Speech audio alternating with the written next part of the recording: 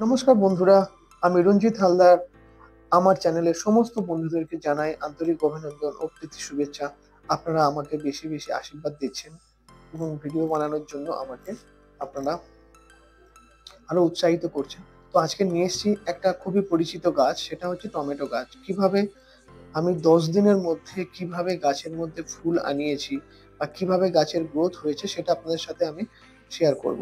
বন্ধুরা দেখুন, আমি ফার্স্ট গাছটা বসিয়ে তার মধ্যে দিয়েছিলাম জৈব সার। জানেন আমি কিভাবে জৈব সার দিই, যেমন ঘুটের গুঁড়ো দিই, তারপরে আপনার খড়ের খদ, তারপর পানা, এগুলো দিয়ে গাছের গ্রোথ এসে দেখতেই পাচ্ছেন। আমি গাছে স্প্রে করি কি দিয়ে? কমফোর্ট, ক্লিনিক প্লাস শ্যাম্পু এবং নিম পাতার জল দিয়ে।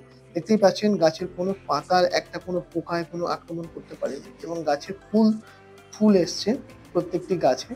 তো বন্ধুরা, আমি এখানে 30টার মতো গাছ লাগিয়েছি।